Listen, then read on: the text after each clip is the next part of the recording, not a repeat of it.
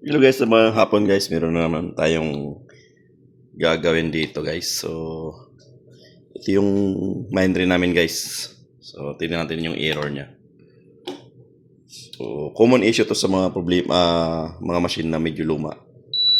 So, battery failure to guys. So, yan. So, hindi natin battery 1, failure 02. So, yan yung error niya guys. So, ito guys, common issue to sa mga machine guys na luma na. So kailangan mo rin talaga magpalit ng baterya.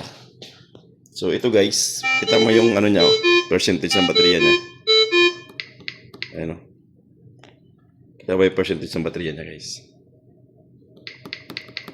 So hindi siya, nasa kalahati siya. Pero pag binunot ko yan, pag pinunot ko yung power niya,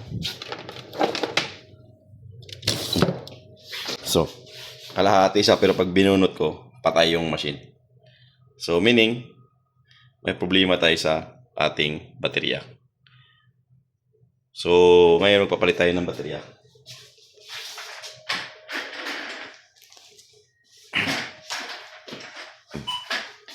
Palitan natin guys yung ating battery. So meron akong ituturo din sa inyo guys, technique. So ito rin yung mga common issue. So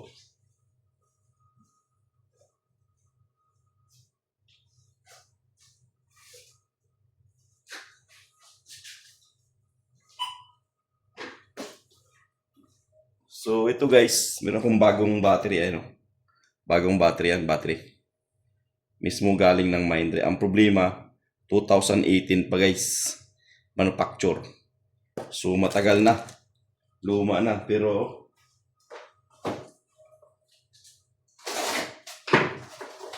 guys, itong unit na to, itong battery na to, hindi pa ito nagagamit. Bago talaga to. Ito yung, meron pa siyang silicone gel. Nakabalot ko ng plastic. Bagong-bago guys. Ang problema, matagal na.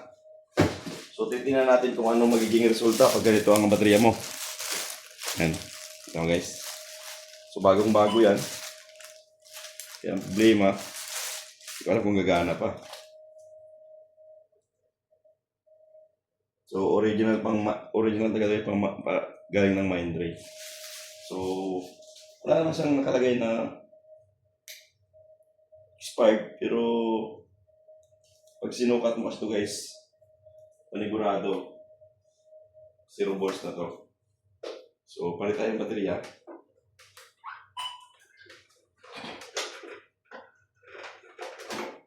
So, ganun na natin. Tapos,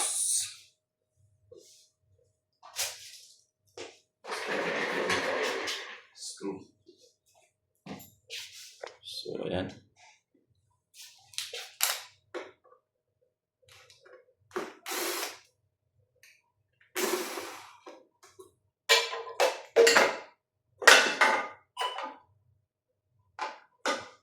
So, ayan guys. Itong battery na to, 2023 pa lang. Ganito ni Roger.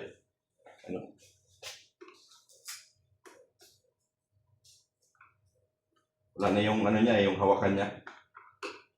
Yung plastic. Kaya kailangan mo sukitin. Yan. Dapat may hawakan yan ito, putol na. So yan guys, 2008, 2023. Pinalitan ng kasama ko dati. Ito yung baterya niya. So, ipalit natin yung ating isang bagong battery.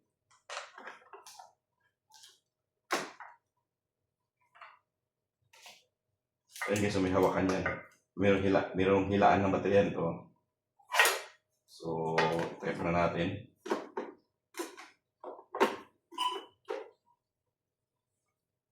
Tapos, Testing na lang natin ulit. Pero ito guys, panigurado ako. Isang school lang muna para hindi tayo magkira pagtanggal. Kasi alam ko, may ano pa rin yan. So, ano pa rin yung battery failure pa rin yan. Kahit bago yan. Yan. O natin ulit.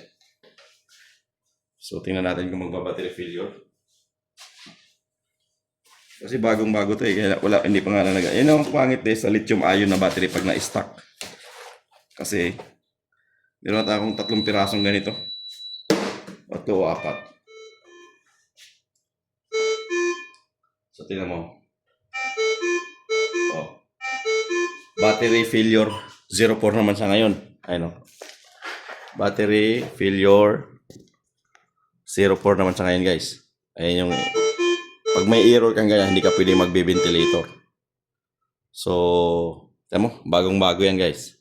Pero lumang stock nga lang. So, hindi pa nagagamit, naka-plastic pa. So, failure pa rin siya. So, ito yung issue natin sa ating mga baterya pag nag-stock tayo ng baterya ng mga machine natin na dapat kasi pagdating nung baterya install na agad. So yung battery na yon naging stock kasi ngayon lang kami nagkaroon ng mga baterya, palitan ng baterya. So error pa rin siya.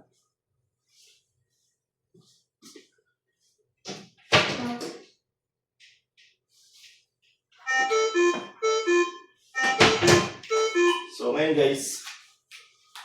guys, magpalit tayo ng ating meron akong bagong dumating na baterya guys. Yan, ito yung bagong baterya na dumating sa akin. Kalimis mo ng Mindred din. Pero last week lang ito dumating sa akin. Ayan o. So last week lang ito dumating sa akin. Ito yung baterya niya. So ito yung ilalagay natin dyan kung mag-i-error pa ba.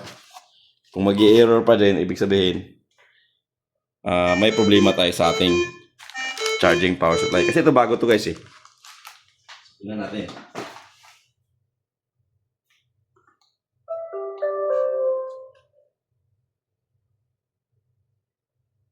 Tingnan mo yung baterya niya, nakakalahati pa rin. Pero pag pinatay ko yan, ayun sa agad. So hindi na sa nag-iintay ng ano.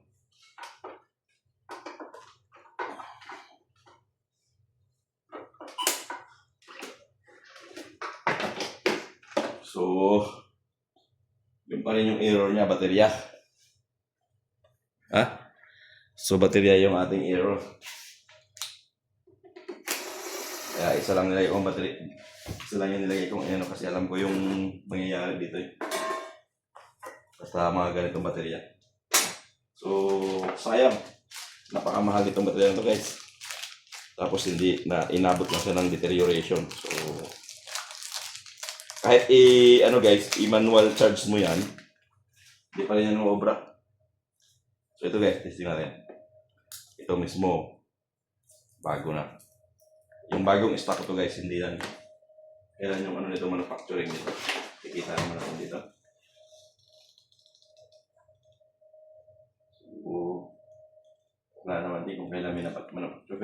Pero ito talaga yung galing sa namin guys. Galing talaga ng Mindred yan. Kasi sa mga ventilator guys, hindi ako naglalagay ng mga ordinaryong baterya, may mga copy. Kasi life support eh. Yan basta maglalagay ng mga fake na battery guys dito. So yan, gamit natin ulit. Testing natin ulit guys.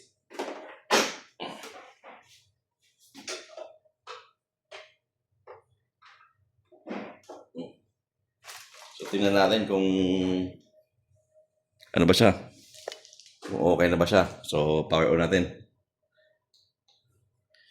So, yan. Yung mga battery failure niyan. Kasi guys, alam mo ba yung baterya natin guys ng lithium ion, meron kasing required yan na nominal voltage. Pag yan nag 0-0 guys, tapos na yung ano mo, baterya mo. So, tingnan natin kung mayroon ba siyang, tingnan mo guys, tingnan mo. So, yan yung technique. So, kahit magpalit ka ng bagong baterya, tapos yung baterya mo naman na ipapalit mo is 0 volts na. 0 voltage na siya guys. So, hindi siya mag-charge kasi sa lumang stock. So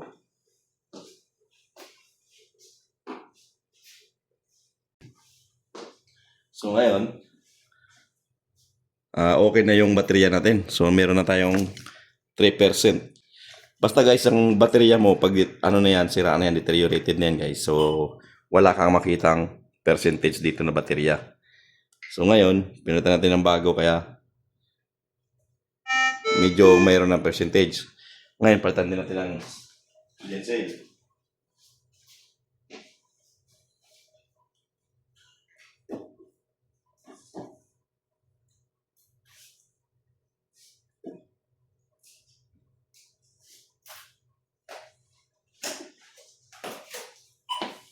So, magpalit tayo ng oxygen cell guys. Meron din akong oxygen cell dito.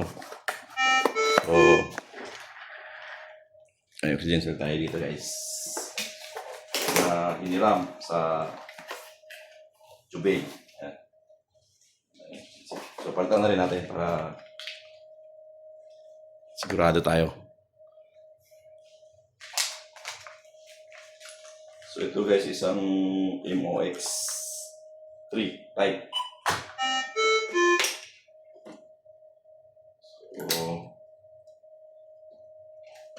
Ito napakasimple lang naman sa mga baguhan. Hilain mo lang to. May hila mo yung lagay ng oxygen cell. Tapos palitan mo ng bago. So ito is manufactured is 2024. So itong luma natin is 2023. Ayun o. 23. Ito tayo is 2024. So ganun kabilis lang ma-deteriorate itong oxygen cell. Matagal na yun guys yung 2 taon, pero usually mga 1 year and a half, mga ganun lang yan tumatagal ng ating auto cell ng SB300. Pero kung sa SB600 guys, meron na tayong bagong kit ngayon na wala na siyang palitan. So calibrate ka lang ng calibrate. So yan yung electromagnetic guys na type. Ito kasi chemical. So, open na natin kasi undetected yung ating sensor. So, open na natin. So, on natin ulit.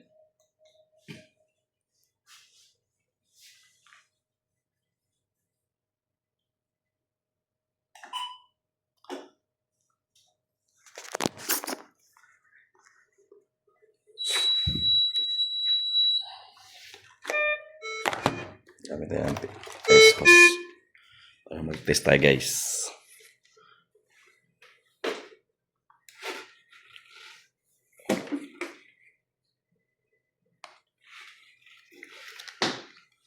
Sinasabi din niya guys, may mga yellow siyang alarm. So, please reset date and time. So, okay lang yan. So, dito muna tayo. Unahin muna natin. So, continue muna tayo dito. Tingnan natin kung papasa ba siya. Baka may problema rin tayo sa autoflow. Sabi ko na nga ba meron rin tayong problema sa autoflow guys. So ngayon, yung autoflow na yan, papalitan din natin yan. Ano bang problema ng autoflow sensor na yan? So, autoflow failure. So yan yung solenoid valve guys. Proportional valve guys. Papalitan natin. So skip na natin yan kasi may error pa rin tayo. So skip na natin yan. Hindi yan papasa. Auto oxygen failure pa rin yan guys.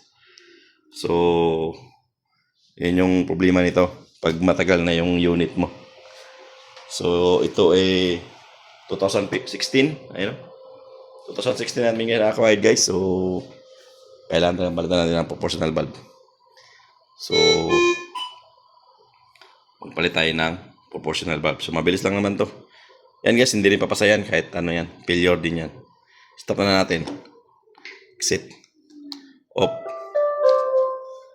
Hindi guys, mali ako, mali. Hindi pala ako kabit sa gas poke. Wala pala akong inabit na gas kaya pala nag-auto flow yan. Subukan na ulit. Testing natin ulit guys. So minsan guys talaga nakakalimutan natin yan. So accept na natin yan sa ano natin. Pag mga ganyang ano. So lagi naman yan. So ulit tayo. So, tingnan natin ito ulit. So nakakabit na yung ating gas. Buti napansin ko hindi nakakabit yung gas. Pero sa tingin ko fail pa din yan. Ayun. Fail pa rin yan guys. Ayun. Auto sensor fail. Ayun yung issue niyan. Ayan. Basta pag mga itong taon na guys, mga 2016, mga almost 10 years na guys. So kailangan mo na magpalit ng proportional valve talaga. Ayan. Ayan yung error niyan. Auto flow sensor. Test. Fail. Pag fail ka dyan, fail ka na rin dito sa oxygen. Kahit palitan pa ng bagong sensor guys, kahit bagong sensor yan, hindi pa rin papasaya na yun, fail pa rin yan. Kasi dinidetect ng machine na kulang yung sinusupply mo na oxygen. Auto supply. So, pag mga ganyang error na yan, auto flow sensor, ibig sabihin yan, auto supply yan guys, failure yan. So, palitan ng auto flow sensor. So, dito sa table ko guys, nagsisit up ako ng nagsisit up ako ng central monitor ko ng Mindray. Ayan o. So, wala akong space. Patayin ko muna. Ayan o. Nagsisit up ako configure ako ng central monitor. So, para to sa ICU namin. So, kino-configure ko. So, shutdown ko muna. Shutdown.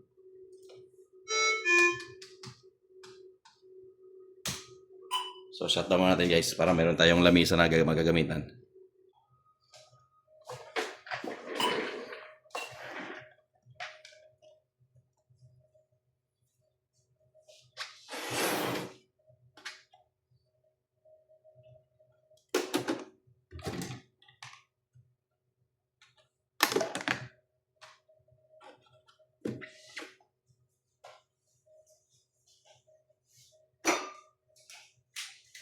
So, madali lang naman to guys.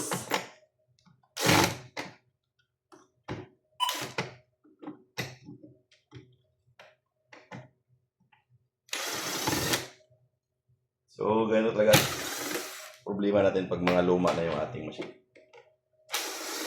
So, hindi ko pa nga alam yung blower box nito kung kapalitan na ba. Kasi 2016 pa to guys.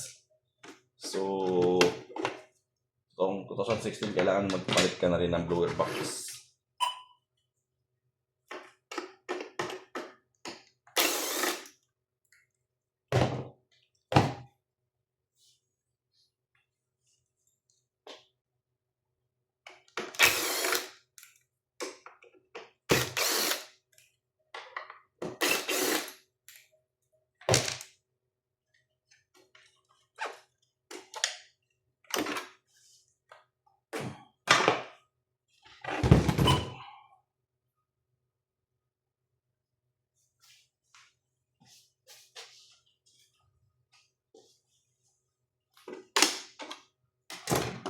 So,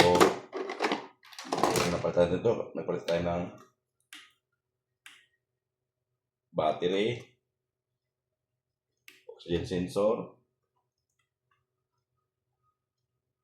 proportional valve. So,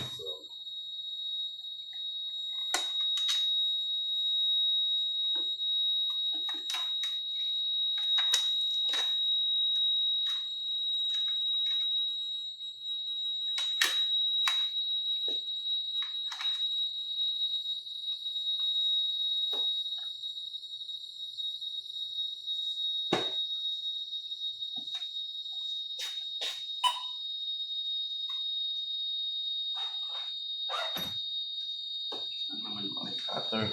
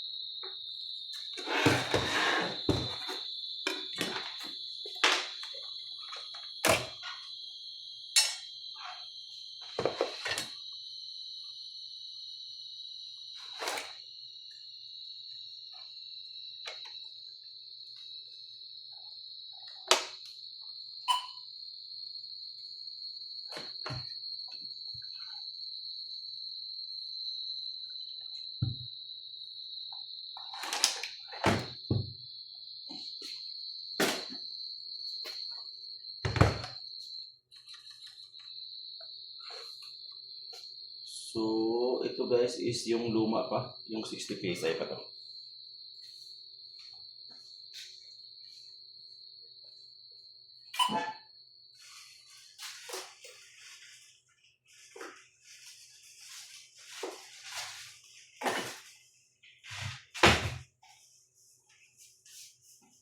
So, ayan guys, ito yung ating ipapalit. Yan. So, proportional bulb. Ito yung ating proportional bulb.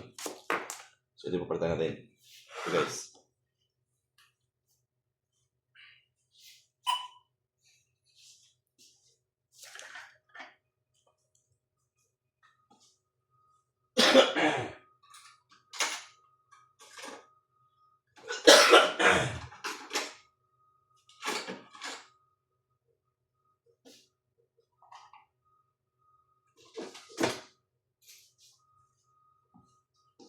So, madali lang naman to guys. Ito is napalitan natin ito ng bluer box.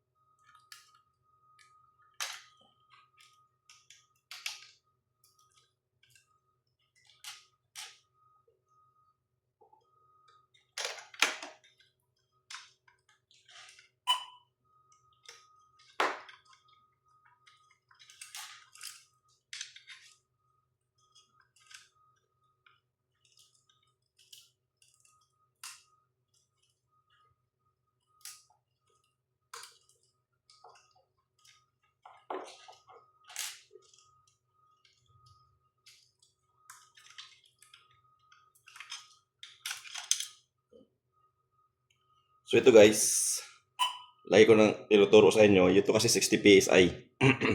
So yung ating ipapalit guys, yung update ng Mindray is 120 PSI.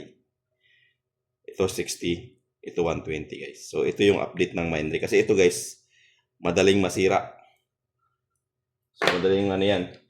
Yung sira niyan, yung ano niya, yung valve mismo, ayaw na magbukas ng maayos.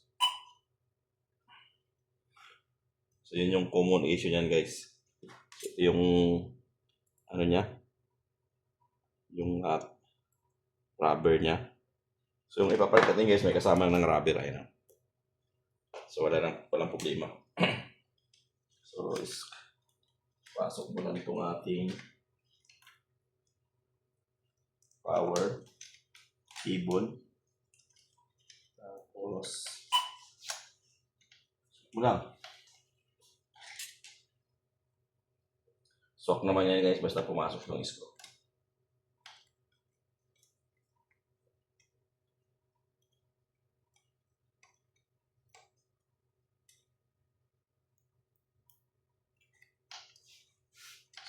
So, sakto yan.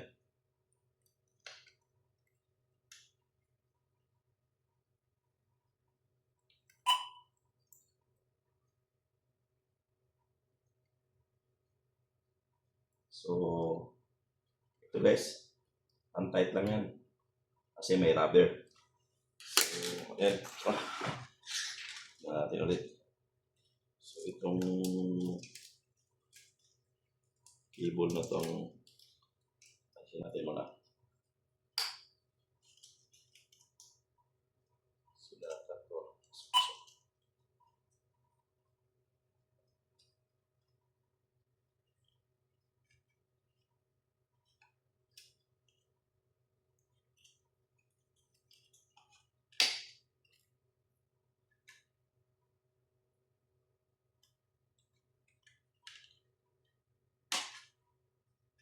So, hindi sa abot. May yung kapalitan medyo sakto lang dito sa ano.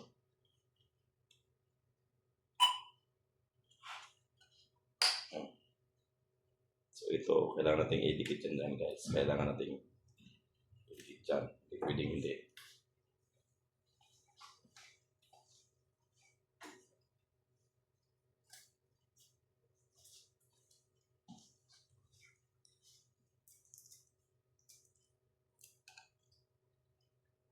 So pag hindi mo siya i-dikit yan guys,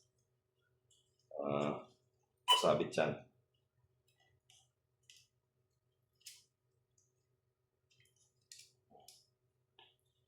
Ganun din dito sa kabila. Ito. Hindi mo lang i-dikit yan. Para hindi siya mahila.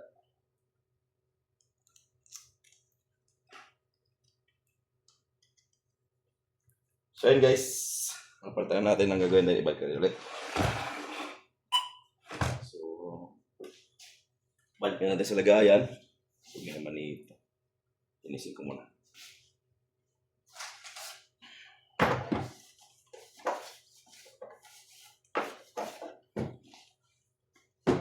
So ngayon, napalitan natin ng flow sensor, proportional valve. So, sarado ko na lang.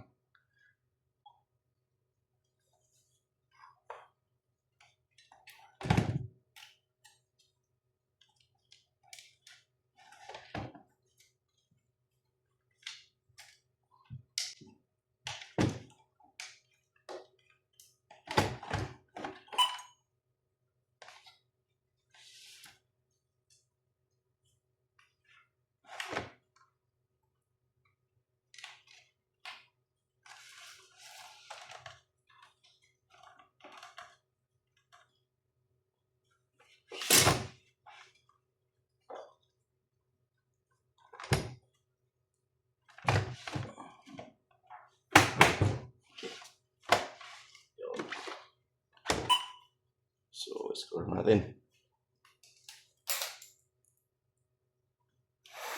So, sarado na natin guys.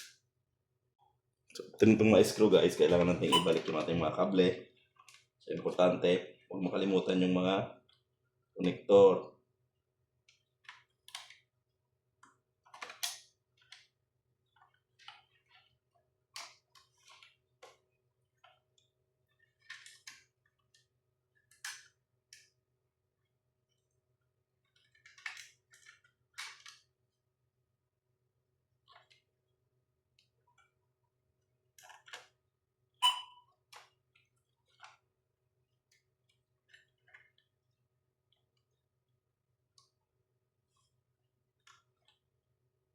yung ating malaking boss.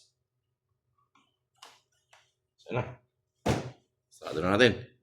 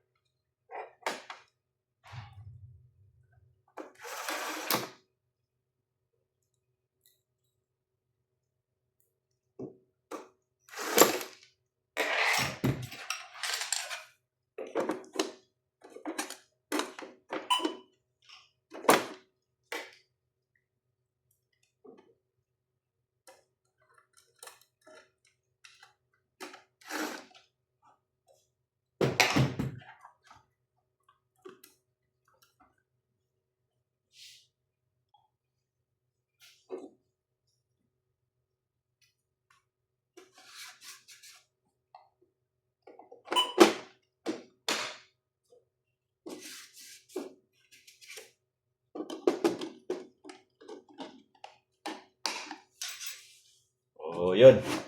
So guys. So, testing na natin ulit. So, moment of truth na tayo ulit guys. Una natin ulit yan. So, tingnan natin kung mawala ba yung autoflow error fail.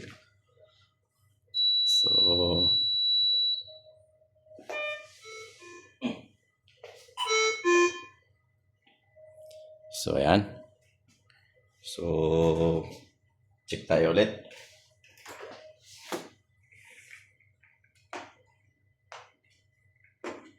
Okay. So, continue. So, dapat yan guys, yung autoflow sensor na yan, pass na yan. Magpalit na tayo ng bagong proportional valve eh. Ayan o guys, pass na siya. So, yan. Swak na siya. So, once na nagpalit ka ng proportional valve, papasa panigurado yan. Ayan. So, yung ating battery is 5%. So, kailangan lang nating mag-set ng time. Pagkatapos nating ano yan guys, pagkatapos mag-system check, pass lahat. So, punta tayo sa set natin yung ating time. So, ayun guys, pass na siya lahat. So, nagpalit pala tayo kanina ng sensor. So, kailangan natin mag-calibrate ng oxygen. So, punta tayo sa maintenance. Service. 118. So, kailangan nating mag-calibrate ng auto. So, tapusin lang natin matapos yan guys. Kasi nagpalit tayo ng bagong oxygen cell. So yan guys, dapat maipapasan niya yung calibration na yan para kasi sa ating oxygen cell, auto, if I auto, tutugma doon sa settings ng user. Kasi pag bagong palit guys, kailangan mo talaga siyang i-calibrate. Kahit pumasa pa siya doon sa system check, kailangan mo i-calibrate. Kailangan mo pumasa dyan siya sa calibration. Guys, nasa 12% na tayo. Ayan, ating baterya. So 12% na tayo. Bago na rin, palitan ko na rin. So ayan, pasado na sa calibration.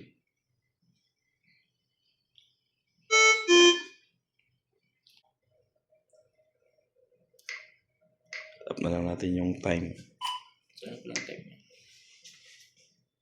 System.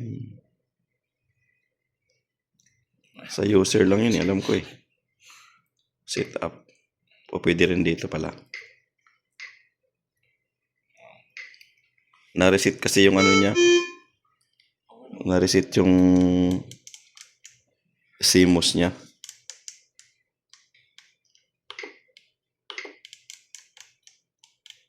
Month to 11. Ano tayo ngayon? 4:13. Anong oras na? Alas 4. 4:18. Ano ba? 16? 44.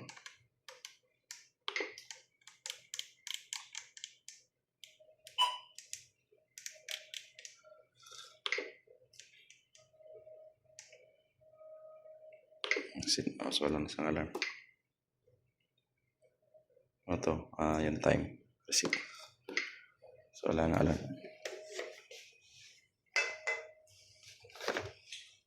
Daming ano nito, pinalitan eh. Daming pinalitan.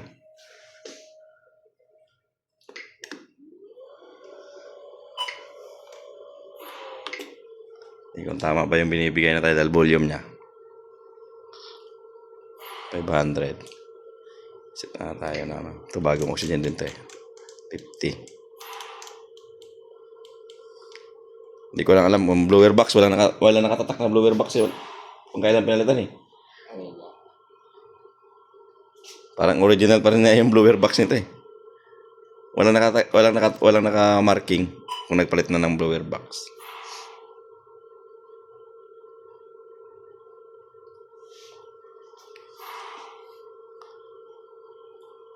So yung 500, ano lang, 485. 6 pa. Akit pa. Abot pa yun. If IO2, 53. Okay. Mababa. Okay, kakalibrate yung flow valve, flow sensor. So, tayo lang natin kung aabot to sa ng ilang breath. So, tayo ng mga 5 to 10 breath guys para kung umakyat ba yung tidal volume. Pag hindi, mag-calibrate tayo ng flow valve, flow sensor calibration. So, yan guys, hanggang naka 10 breath na tayo guys. So, ganun pa rin yung ating tidal volume. So, hindi sa umakyat, hindi sa lumapit dun sa kahit man lang sana mag 490, 95, mga ganon. Hindi sa umabot. So, kailangan nating mag-calibrate ng flow sensor guys. So, calibrate tayo ng flow sensor. Flow calibration. Ayan. So, start. Antayin natin yan guys kung matapos. So, kung papasa. So, yan guys, completed na siya. So, pasado siya sa calibration ng flow sensor guys. So, mag-ventilate tayo ulit. Ayan. Start. So, tingnan natin kung may pagbabago yung ating tidal volume dito. So, ayan guys, tatlong breath pa lang. So, na-reach na yung 490. Yan. 490 na siya. 491. Umano pa. So, yung ating FiO2 guys, 50. Ating reading is 51. So, nasa range na rin. 50 yung ating ating settings guys, yung 51 yung ating nare-read. So, ayan. So, 492 guys, pasok na yan sa tolerance. So, yun. O, ganyan lang guys. So, meron na naman tayong natapos na isang machine. So, ito guys, matagal na itong naka-stack sa amin eh. Matagal na itong unit na to na naka-stack lang dito kasi nga inaantay ko yung mga parts niya. So, ngayon napalitan natin lahat. Oxygen, sensor, battery, proportional valve, yun. Ayun yung mga pinalitan din guys. So, yan o. 493. Pasado na yan guys. So, ating battery is nasa 21% na guys. Oh. Ano, 21% na. So, moving yung ating battery. So, nagsa-charge. So, yan ganyan guys. Basta may mga issue kayong ganun. Battery. Kailangan mo ng palitan ng battery. Yung oxygen fail, palitan mo ng proportional valve. Auto cell. Palitan mo na ng oxygen cell guys. So, yan guys. Hanggang dito na lang. Yan.